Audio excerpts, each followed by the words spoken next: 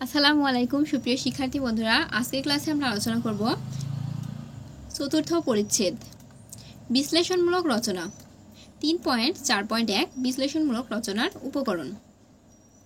বিশ্লেষণমূলক রচনায় কখনো উপাত্ত বিশ্লেষণ করা হয়, কখনো তথ্য বিশ্লেষণ করা হয়। তাহলে বিশ্লেষণমূলক রচনায় কখনো উপাত্ত বিশ্লেষণ করা হয়, আবার কখনো তথ্য বিশ্লেষণ করা হয়। তাহলে উপাত্ত কি আর তথ্য কি সেটা আমাদের জানতে হবে। উপাত্ত হলো তথ্যের ক্ষুদ্রতম অংশ, আর তথ্য হচ্ছে অনেকগুলো উপাত্ত একসাথে মিলিত হয়ে একটি পূর্ণাঙ্গ যেখানে তথ্য দিবে সেটা হচ্ছে তথ্য।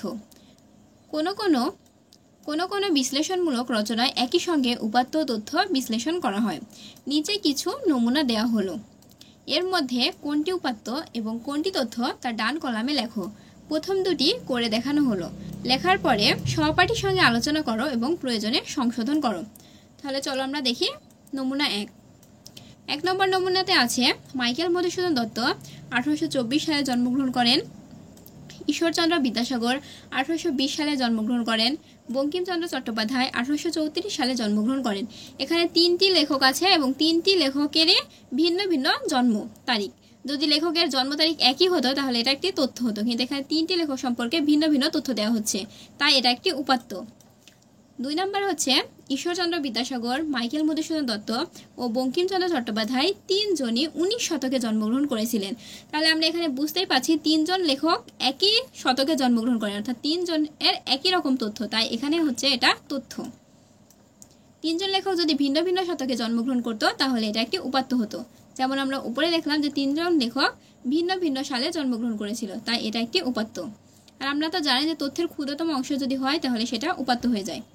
এরপর 3 নম্বর নমুনা হচ্ছে স্কুলের নাম, প্রতিষ্ঠা কাল।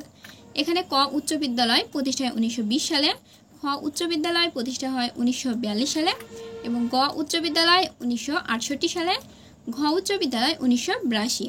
এটা তথ্য নাকি উপাত্ত সেটা আমাদের জানতে হবে।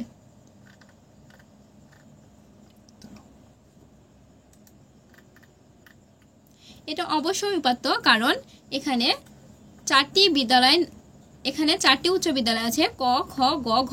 এখানে চারটি বিদ্যালয়ের প্রতিষ্ঠাতা কাল ভিন্ন ভিন্ন সময়, মানে এক একটি বিদ্যালয় এক এক সময়ে প্রতিষ্ঠা হয়েছে। এখানে তথ্যের ক্ষুদ্র ক্ষুদ্র অংশ দেওয়া আছে, একই রকম তথ্য দেওয়া নয়, তাই এটা একটি উপাত্ত। এখানে যদি চারটি বিদ্যালয় একই সময়ে প্রতিষ্ঠা হতো তাহলে অবশ্যই এটা তথ্য হতো। এরপরে 4 নম্বর হচ্ছে এই এলাকায় চারটি বিদ্যালয়ের মধ্যে ক উচ্চ বিদ্যালয় সবচেয়ে প্রাচীন।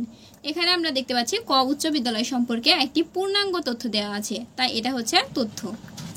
এরপরে 5 নম্বর নমুনা হচ্ছে সুন্দরবনে বাঘের সংখ্যা দিন দিন কমে যাচ্ছে।